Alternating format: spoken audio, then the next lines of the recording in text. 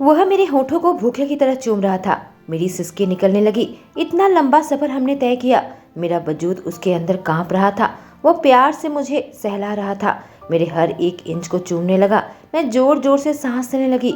उसके प्यार को महसूस करने लगी। मेरे आंखों के कोने से आंसू बहने लगे। उसके होंठ मेरे होंठों से टकराए। सच में तुम बहुत नशीली हो मेसी। मुझे तुम्हारा और चाहिए, उसने कहा। 2 हफ्ते हो गए थे जब मैं अपने डैड के चंगुल से भागी थी। उन्होंने मेरा वह हाल किया था जो कोई भी बाप अपनी बेटी के साथ नहीं कर सकता।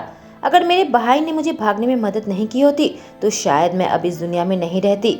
मैंने अपने मौत को स्वीकार किया था। इतना बुरा हाल था जब मैं अपने प्रेमी के पास चली आई। मेरा नाम मार्शेला क्विंटाना है। मेरे डैड ने मुझे पकड़ लिया था कि मैं उनके खिलाफ षड्यंत्र कर रही हूँ। मैं उनका साम्राज्य को गिराकर जुर्म की दुनिया से बाहर निकलना चाहती थी।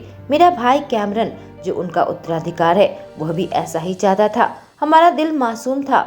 हम एक आम जिंदगी चाहते थे, पर मेरे डैड ने हमें सिपाही बना दिया। मुझे मौका मिला जब मैं जुडाह जैक्सन से मिली। मुझे मेरे डैड ने उसे मारने के लिए भेजा था और मैं उस हैंडसम डेविल जुडाह के प्यार में पड़ गई। उसकी फैल्कन सिक्योरिटी टीम गगन, अमन, रीना और डॉक्टर पार्कर से मैंने और मेरे भाई ने हाथ मिला लिया। जल्द ही ये लोग मुझे एक खबरी बनाकर मेरे डैड के पास भेज दिए। डैड के यहाँ वापस आकर उनके सल्तनत को गिराने में लग गई। 2.5 महीने तक बड़े चालाकी से काम करती रही। मेरे डैड परेशान होने लगे जब उनका एक एक करके कारोबार हम नष्ट करने लगे। उनको शक हुआ उनके दुश्मन सैंटोस की बेटी अलेक्जेंड्रा का इसमें हाथ है। मुझे एक मिशन में उसे निपटाने को भेजा। ठीक उसी समय मेरा प्रेमी जुडाह मुझसे स्पेन में मिलने आया। मैं अपना काम निपटाकर अपने डैड के पास वापस आ गई, लेकिन डैड ने मुझे जुडाह के साथ देख लिया, जो उनका दुश्मन था। जब किसी ने हमारी तस्वीर खींचकर मेरे डैड को दे दी और फिर उन्होंने मार मार कर मेरा बुरा हाल कर दिया। वहां से भागकर मैं कनाडा के एक सेफ हाउस में आ गई थी। बस 4 दिन ही हुए थे कि मेरे डैड के आदमी ने वहां पर भी हमला किया, क्योंकि मेरे डैड कैमरन को हमें ढूंढने का काम पर अब शक करने लगे थे। कैमरन कहा कि हम एक जगह से दूसरे जगह घूमते रहें। हमें नई जगह बता देता था जिससे हम डैड के आदमियों से दूर रह सके। मेरे साथ यह अच्छा नहीं जा रहा था। आराम करने का वक्त नहीं मिलता। कोई एक जगह पर हम अलग अलग रास्ता लेते सेफ हाउस तक पहुंचने के लिए। एक दूसरे के करीब रहते अगर हमें एक दूसरे की जरूरत पड़े तो। मुझे ठीक होने में लंबा वक्त लग रहा था क्योंकि हम लगातार भाग रहे थे। ऊपर से फिलहाल मैं पीरियड्स में हूँ। मेरे पेट में दर्द हो रहा है। हम रेस्टोरेंट में खाना खाने आए। मैंने पूछा और कितना समय लगेगा अगले घर तक पहुँचने में, कि तभी खाना आ गया। करीब 4 घंटे लगेंगे, जुडाह ने जवाब दिया। क्या तुम्हें लगता है तुम्हारा भाई कुछ आगे बढ़ा होगा? वह पूछा। मैं ऐसे ही उम्मीद करती हूँ, उसने कहा। अलेक्जेंड्रा उसकी मदद कर रही है। मेरे डैड के ड्रग कारोबार को उन्होंने पूरे तरीके से तोड़ कर रख दिया है। अब हथियार को भी जल्दी ही तोड़ देगा और फिर हम आजाद हो जाएंगे। मैंने बात पूरी की। मैं तुम्हें कुछ होने नहीं दूंगा, मेरे हाथ को रगड़ते हुए कहा। मुझे पता है, मैं मुस्कुराई। मेरे डैड बहुत खतरनाक है जुडा। अपनी जान को खतरे में मत डालना मेरे लिए। ऐसी स्थिति कभी आए तो, मैंने कहा। मुझे बहुत बुरा लग रहा था। जुडा अपने परिवार से दूर है सिर्फ मेरी वजह से, क्योंकि इतने लंबे समय तक छुपा हुआ है। करीब साल होने को आए हैं जब अपने परिवार से नहीं मिला। मैं उससे कही, क्या तुम अपने परिवार को मिस करते हो? हाँ करता हूँ, इंतजार नहीं कर सकता उनके पास वापस जाऊं। वह मुस्कान के साथ कहा। वो तुम्हें बहुत पसंद करेंगे। मुझे ऐसा नहीं लगता जब वह सुनेंगे कि मैं क्विंटाना की बेटी हूँ, मैंने कहा। वह लोग ऐसे नहीं है, मैं वादा करता हूँ, उसने जोर डाला। वह तुम्हारे प्यार में पड़ जाएंगे जिस वजह से मैं तुम्हारे प्यार में पड़ा हूँ। हमें चलना होगा, मैंने कहा। जब खाना खत्म किया, जुडाह ने मुझे अपने पास खींच लिया और चूमा। कार के करीब कदम रखे थे, जुडाह अलग हो गया और मैं अबाक होकर चीखी। मैं जमीन पर गिर गई। किसी औरत ने मेरे पेट में एक मुक्का मारा था। 3 लोगों ने जुडाह पर हमला किया था। मैं एकदम अलर्ट हो गई। उस औरत को मुझसे दूर किया। वह फिर से मेरे ऊपर हमला की और मैंने महसूस किया मेरा स्टिच का जख्म खुलने लगा था। मैं कुछ कदम पीछे ली और उसके अगले मूव का इंतजार करने लगी। वह झुंझलाहट में नजर आई और थकी हुई भी। तब उसके हर एक वार से मैं खुद को बचाने लगी और एक बहुत ही जानलेवा हमला मैंने उसके ऊपर किया।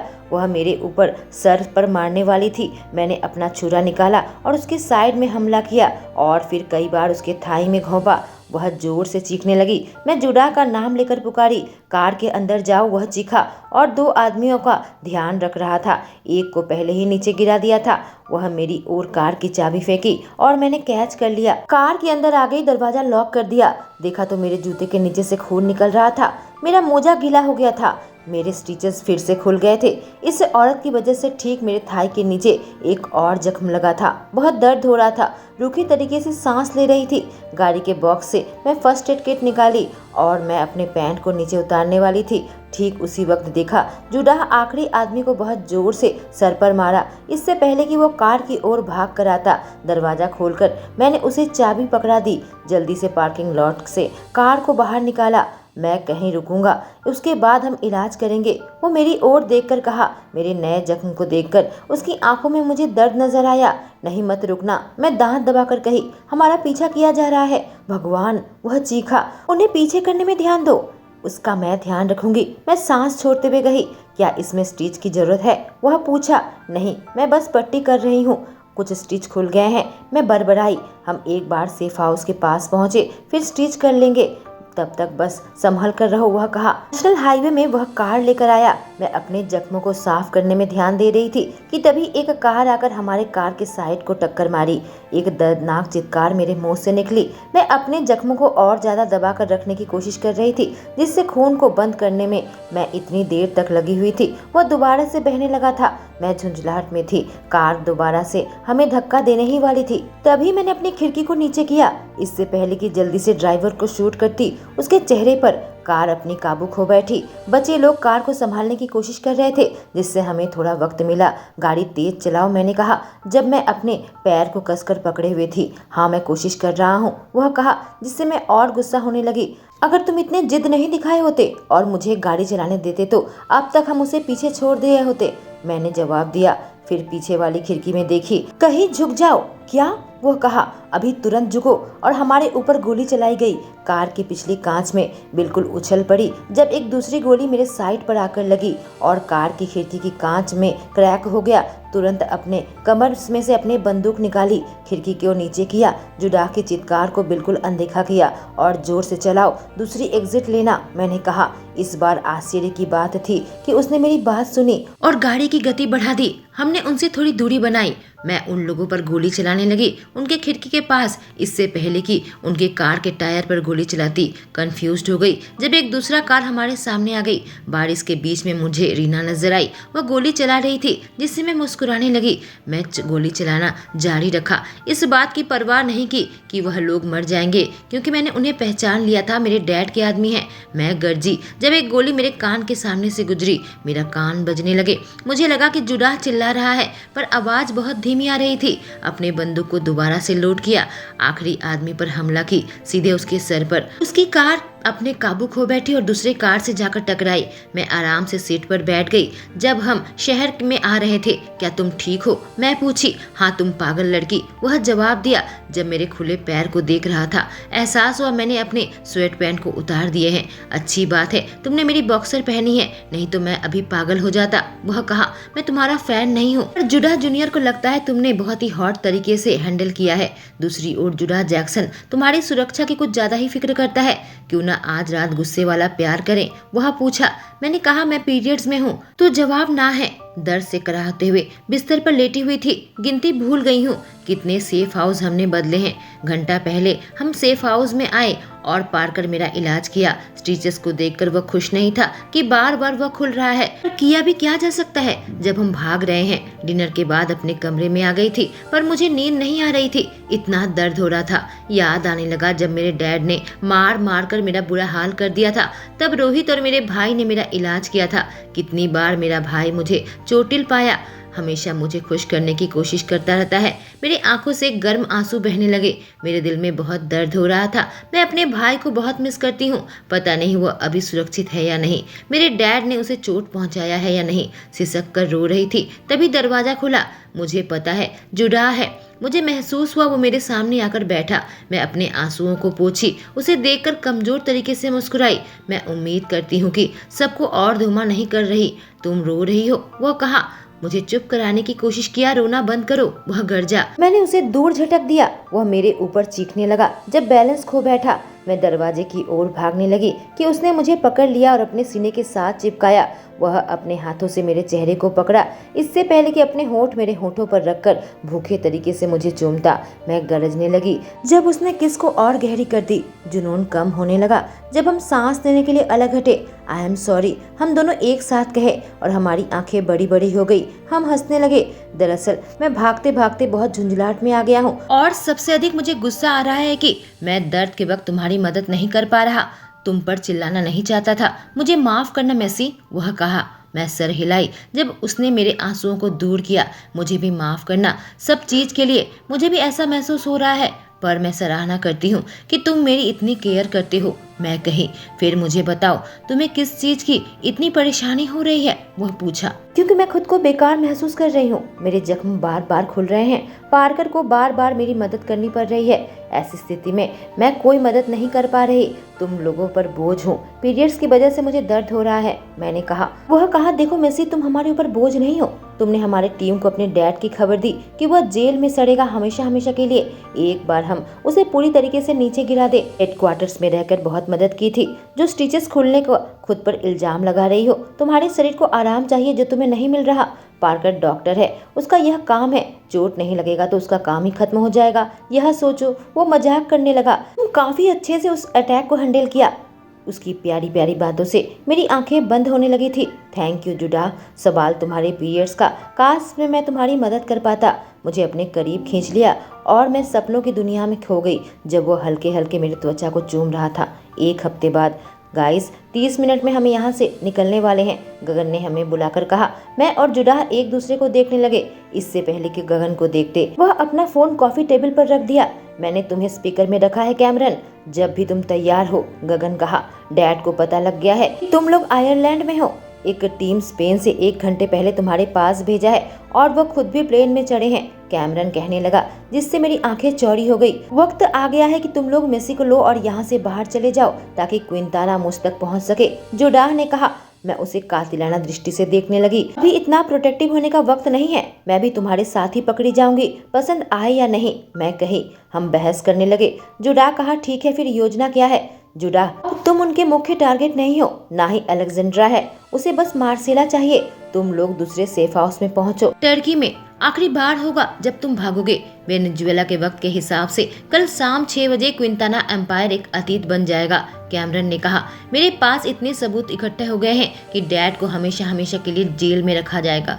उन्हें लाइव करेंगे जब अलेक्जेंड्रा FBI की टीम को हमारे बेस तक लेकर आएगी। सब खत्म हो जाएगा, हम आजाद हो जाएंगे। 1 मिनट रुको, गगन ने कंफ्यूजन के साथ त्योरी चढ़ाई। अभी क्यों नहीं, वह पूछा। क्योंकि हम उन्हें ट्रैक नहीं कर सकते, वह प्राइवेट जेट में है। मुझे यकीन है अब मेरे डैड मुझ पर विश्वास नहीं करते। मैं मेसी को वापस नहीं लेकर आया। जेट उड़ान भरने के बाद ही अंधेरे में चला गया। उन्होंने बेस तक वापस लाने के लिए मैंने एक योजना बनाई है, कैमरन समझाने लगा, और खौफ से मेरी आंखें बड़ी हो गई।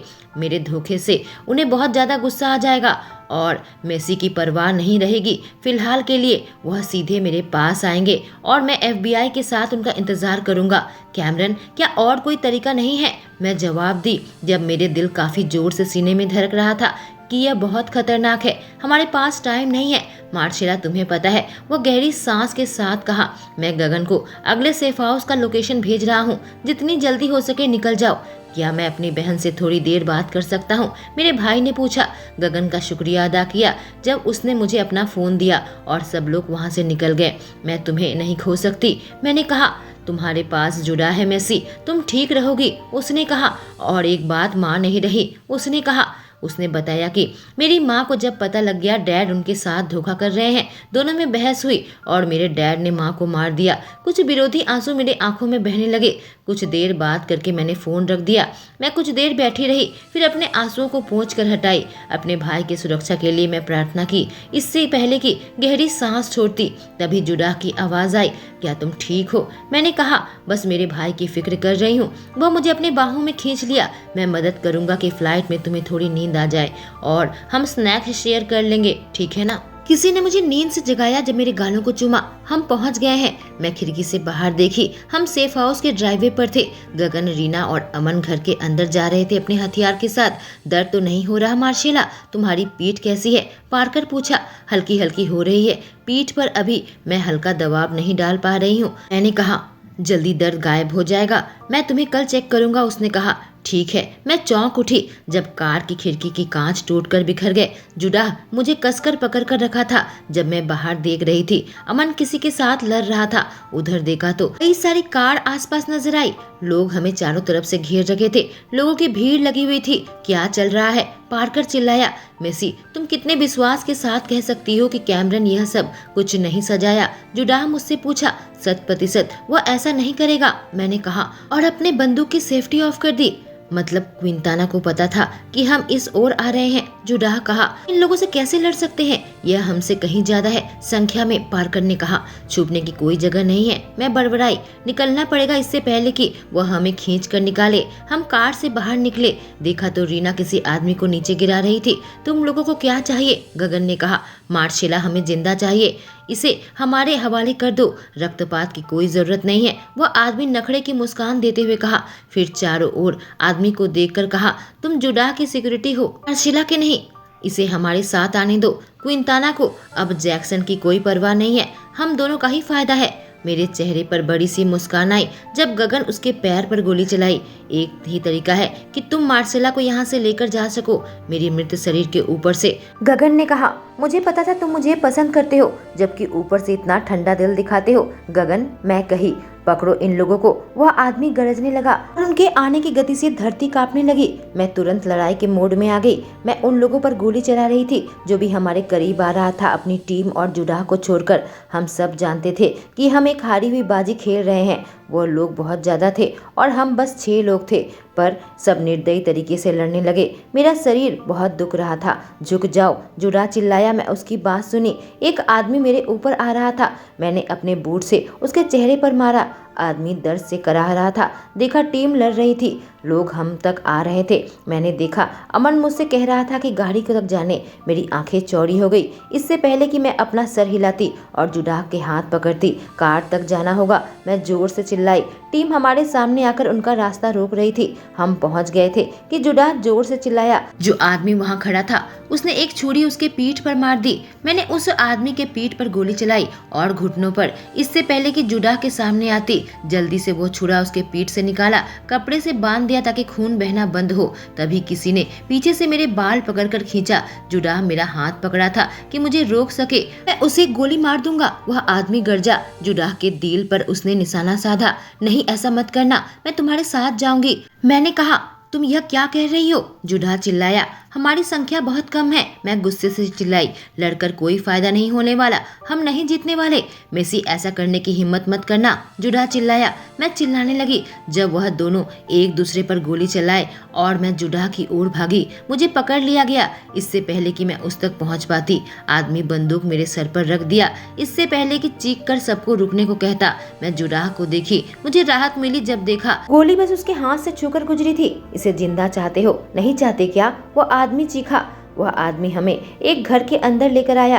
डैडी जल्दी ही आएंगे, उसके शब्द से मेरा दिल बिल्कुल बैठ गया। हम फिलहाल एक पिंजरे के अंदर थे। हमें चेन से बांध कर रखा गया था। मैं उन लोगों से बातचीत की थी कि जख्मों का इलाज किया जा सके। हमारे हथियार छीन लिया गया था। मुझे नहीं पता कितना वक्त हो गया था, पर कैमरन अब तक सब कुछ मीडिया में लीक कर दिया होगा। मैं निश्चित तौर पर नहीं कह सकती क्योंकि फोन से उस तक पहुंचा नहीं जा सकता। मेरी आंखें जुडाह की थकी आंखों से मिली। मुझे ग्लानि होने लगी। मुझे देखकर वह छोटी सी मुस्कान दिया, कहा आई लव यू। मेरे चेहरे पर एक बड़ी सी मुस्कान आई। सबको बहुत चोट लगी थी सिवाय मेरे। सबने मेरी हिफाजत की थी जंग के दौरान। मेरा दिल दुखता है, प्रार्थना कर रही हूँ मेरे पापा इन लोगों को चोट न पहुँचाए। मेरे डैड से उलझना मत जब तक वह तुम्हें चोट न पहुँचाए। मैं नहीं चाहती तुम लोगों में से किसी को भी और चोट पहुँचे। मुझे निपटने दो, मैं कहीं। समझ गया, सब लोग मुझे एक साथ कहे, जिससे मैं गुस्सा हो गई। गाइस प्लीज मेरी बात सुनो, वह मुझे जिंदा चाहते हैं। तुम लोगों को मारने के लिए वह पीछे नहीं हटेंगे। अगर तुमने उन्हें गुस्सा दिलाया, मैं समझाई, तुम्हें जिंदा चाहते हैं, इसका मतलब यह नहीं कि वह तुम्हें अपने साथ लेकर जाएंगे और तुम्हें प्रिंसेस बनाकर रखेंगे। मार्सेला, टॉर्चर करेंगे जो तुमने उनके साथ किया है, पार्कर ने कहा। मुझे पता है, मैंने जवाब दिया। तुम अभी पूरी तरीके से ठीक नहीं हुई हो। तुम ज्यादा देर तक बर्दाश्त नहीं कर पाओगी। तुम जिंदा नहीं बच पाओगी। जुडाह तर्क करने लगा और मैं झुंझुनाहट में थी। तुम बच पाओगे, यही मुद्दा है, मैंने कहा। कभी कभी तुम बहुत ही ठंडे दिल की हो जाती हो। वह गुस्से से कहा। प्यार के पंछी। एक जानी पहचानी आवाज आई मेरे डैड की और मेरा खून जलने लगा। वो मेरी ओर आ रहे थे। खड़ी हो गई जब मेरी नजरें उनकी नजरों से मिली। इस बार कैमरन तुम्हें बचाने के लिए नहीं है। मेरे डैड ने मेरे ऊपर टिप्पणी की। तुम्हें लगा था कि तुम मुझसे भाग सकती हो मार्सेला, उन्होंने कहा। आपने मुश्किल से ही मुझे बड़ा किया होगा, मैं कही। तुम अब भी मुझे एटीट्यूड दिखा रही हो जब तुम्हारा अंत इतने नजदीक है। वह किसी सनकी की तरह हंसने लगे। मुझे बहुत मजा आएगा जब मैं तुम्हारे टुकड़े टुकड़े कर दूंगा। आप मुझे और कैमरन को जीने क्यों नहीं देते, हमें छोड़ क्यों नहीं देते डैड, मैं गुस्से से उसे घूरते हुए कही। मैं इतनी मेहनत करके अपना एम्पायर को खड़ा किया मार्सेला कि अपना खून इसे टेक ओवर करेगा, तुम नहीं कैमरन, डैड ने कहा। हम आपके एम्पायर का हिस्सा नहीं बनना चाहते थे।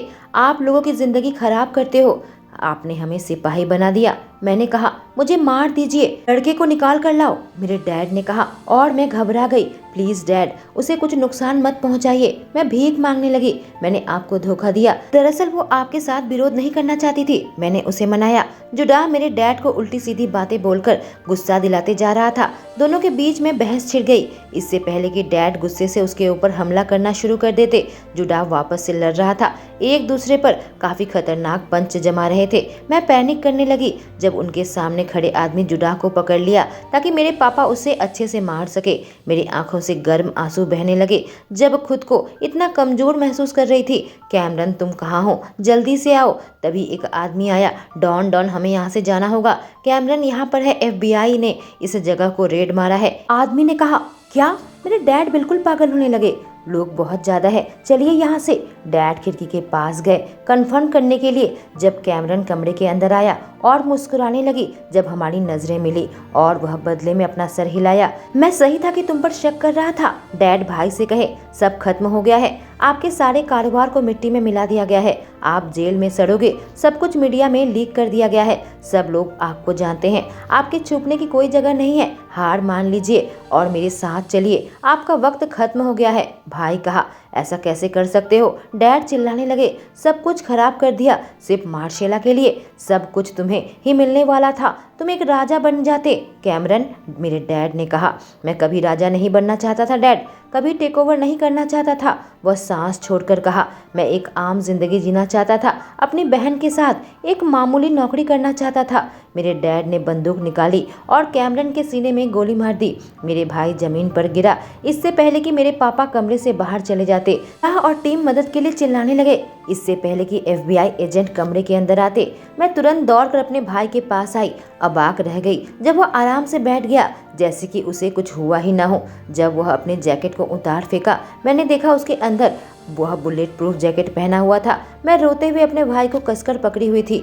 मैंने तुमसे कहा था ना मैं सुरक्षित रहूंगा, नहीं कहा था क्या? वह बड़ी सी मुस्कान लाकर कहा। तुरंत जुडा के पास दौड़ कर गई। बहुत कमजोर तरीके से मुस्कुरा रहा था। तुमने यह क्यों किया? मैं पूछी। मैंने कहा था कभी किसी को तुम्हें दोबारा चोट पहुंचाने नहीं दूंगा, उसने जवाब दिया। आखिरकार मिलकर अच्छा लगा कैमरन, कैमरन ने कहा। मैं तुम्हें इजाजत देता हूँ। मैंने पूछा, इजाजत किस लिए? तुमसे शादी करने के लिए बेवकूफ। जुडा बच्चों की तरह मुस्कुरा रहा था। मेडिकल टीम बाहर इंतजार कर रही है, उनके पास जाओ, कैमरन कहा। यह मुझे खत्म करना होगा, हम हमेशा भाग नहीं सकते। भाई मेरे माथे को चूमते हुए कहा। मैं तुम्हें बाद में मिलूंगा। मैं विरोध करने ही जा रही थी, गगन ने कहा। कभी तो हार मानना सीख लो मेसी। मैं तुम्हारे भाई के साथ जाता हूँ, तुम बाकी के साथ जाओ। मुश्किल से लोगों की भीड़ से रास्ता बनाने लगी। गोलियां चल रही थी चारों तरफ, लोग हर तरफ लड़ रहे थे। टीम को अब तक नहीं देख सकती थी। मैं आगे ही बढ़ रही थी। एक जाना पहचाना आदमी मेरे सर पर बंदूक रखा। जुड़ा, मैं चिल्लाई। मुझे माफ करना प्यार, तुम्हारी तरह एक लड़की थी, मुझे लगा वह है। वह कहा। मैं उससे कहा तुम मेडिकल यूनिट के साथ अब तक क्यों नहीं हो? उसने कहा तुम्हारे डैड के आदमी हमारे ऊपर हमला कर रहे हैं। अचानक मेरी नजर मेरे भाई पर पड़ी जो मेरे डैड के साथ लड़ रहा था, जिससे वो बहुत कमजोर लग रहा था। कैमरन को मेरी मदद चाहिए, मैं कही। नहीं, मैं नहीं जाने दूंगा, उसने कहा। हम उसे अकेले नहीं जाने देंगे, रीना ने कहा। उसे कुछ नहीं होगा, तुम्हारा खून बह रहा है। पार्कर जुड़ाह को खींचकर ले जाने लगा। जल्दी हम कैमरन की दिशा में दौड़ने लगे। अमन ने मुझे पकड़कर खींचा जब तक एक ग्रेनाइट फटा। हम लोग घास पर गिरे। मेरे कान बजने लगे, लोग भाग रहे थे। कैमरन, मैं पैनिक करने लगी। मैं बहुत ही मुश्किल से खड़ी हुई। देखा मैं मेडिकल टीम के पास हूँ। आंखों से आंसू बहने लगे थे। इधर उधर अपने भाई को ढूंढने लगी कि मैं जुडाह को देखी। हम दोनों एक दूसरे के बाहों से लिपटे। मैं निश्चिंत करना चाहती थी, जुडाह ठीक है, इससे पहले कि मैं अपने भाई को ढूंढती। मुझे मेरा भाई कहीं नजर नहीं आया। क्या कैमरन नजर आया? मैं टीम से पूछी। मेरे गला जज्बात से टाइट होने लगे थे। वह लोग बिल्कुल कंफ्यूज थे। हम उसे ढूंढ लेंगे मेरा प्यार, मत रो, उसने कहा। जब तक मेरी नजर मेरे भाई पर पड़ी, वह बहुत ही बुरे हाल में था। पीछे से बार कर कह रहा था, हम एम्बुलेंस को बुलाते हैं, एक मेडिकल टीम को। 5 महीने बाद। हाय कैमरन, मैं अपने भाई से कहीं उन फूलों को बदल देती हूँ। 1 हफ्ते बस बचे हुए हैं। तुम 5 महीने से सो रहे हो, अब तुम्हें उठना होगा। भाई, मैं अपने भाई से कह रही थी, माफ करना, मुझे इतना लंबा समय लग गया। एक आवाज से मैं चौंक उठी। कैमरन की हरी आंखें मेरी आंखों से मिली। न्यूज चारों ओर फैल गया कि कुंताना एम्पायर का अंत हो गया है। मेरे और कैमरन की पहचान अब तक सबके सामने नहीं आई थी। फैल्कन टीम अमेरिका में वापस जा चुकी थी। आखिरकार तुम कोमा से वापस आ गए, मुझे यकीन नहीं हो रहा। मैं कही, बहुत अच्छा हुआ कि मैं जाग गया, तुम्हारी बकवास और नहीं सुन पा रहा था। वह कहा। मैंने अपने चेहरे को अपने हाथों से छुपा लिया जब एहसास हुआ कि वह मेरी बातें सुन सकता था। मुझे सब कुछ बताओ, जो कुछ इस 5 महीने में हुआ है। और मैं सब कुछ उसे बताने लगी। मैंने कहा, मुझे फैल्कन सिक्योरिटी टीम में काम मिल गया है। अविश्वास से मेरे भाई की आंखें चौड़ी हो गई। उनके अल्फा टीम में हूँ और यह एक डेस्क जॉब है, बस मुझे खबरें जुगाड़ करनी होती है। मुझे सच में इस काम में बहुत मजा आ रहा है। बहुत अच्छी बात है मैसी, मुझे तुम पर गर्व है कि तुम खुशी खुशी यह काम कर रही हो। मेरे भाई ने कहा। अलेक्जेंड्रा यहाँ पर आई हुई है, जुडा उसे लेकर आ रहा है। उसका नाम सुनते ही मेरे भाई की आंखें चमकने लगी। तुम्हें उस पर क्रश है? मैं कही। नहीं नहीं, चुप हो जाओ, मेरा भाई कहने लगा। मैं अपने भाई के लिए प्रार्थना करने लगी, उसके स्वास्थ्य के लिए, अच्छी जिंदगी के लिए, उसके और अलेक्जेंड्रा के हमेशा हमेशा के लिए साथ रहने के लिए। जुडा आज मुझे भूखे की तरह चूमने लगा। आज हमारी जिंदगी का बहुत खास दिन था। हनीमून में आए हुए थे। मैं बिल्कुल कंफ्यूज हो गई थी इस दिन जब वह घुटने के बल बैठ गया था और मेरे सामने एक अंगूठी का बक्सा निकाला था। कभी नहीं सोचा था मैं सेटल कर जाऊंगा जब तक मेरे भाइयों ने अपना प्यार नहीं ढूंढ लिया था। उनको खुश देखकर मेरा दिल भी बहुत दुखता था। फिर मैं तुमसे मिला, तुम्हारे लिए बुरी तरीके से गिर गया। तुम्हारे साथ अपनी जिंदगी गुजारना चाहता हूँ, क्या मुझसे शादी करोगी मेसी? उसने पूछा। तब तक मेरी आंखों से आंसू फिसलकर नीचे गिरने लगे। हाँ, मैं तुमसे शादी करूंगी जुडा, वह खुशी खुशी घर के अंदर लेकर आया। मैं बिल्कुल चौंक उठी जब पूरा परिवार वहाँ पर था। कैमरन और अलेक्जेंड्रा हमारे दोस्त। आज हम हनीमून में हवाई आए हुए थे। वह मेरे होठों को भूखे की तरह चूम रहा था। मेरी सिसकी निकलने लगी। इतना लंबा सफर हमने तय किया और अब हम साथ में हैं। मेरा वजूद उसके अंदर कांप रहा था। वह प्यार से मुझे सहला रहा था। मेरे हर एक इंच को चूमने मैं जोर जोर से सांस लेने लगी। उसके प्यार को महसूस करने लगी। वह मेरे अंदर समा गया और गहराई में डूबता गया। मैं चादर को कसकर पकड़ कर रखी थी जब वह मुझे सुख पहुंचा रहा था। मेरी आंखों के कोने से आंसू बहने लगे। उसके होंठ मेरे होंठों से टकराए। सच में तुम बहुत नशीली हो मैसी, मुझे तुम्हारा और चाहिए, उसने कहा। ठीक है, पहले मुझे थोड़ा सोने दो। मैं उसकी बाहों से लिपट गई और उसकी हंसी की आवाज कमरे में गूंजने लगी। दोस्तों, ये इस कहानी का आखिरी एपिसोड था। इसके पिछले एपिसोड्स मैं कमेंट सेक्शन में पिन कर दूंगी। नई कहानी के साथ फिर से हाजिर होंगी। आशा करती हूँ ये सीरीज आपको पसंद आई होगी। Thank you.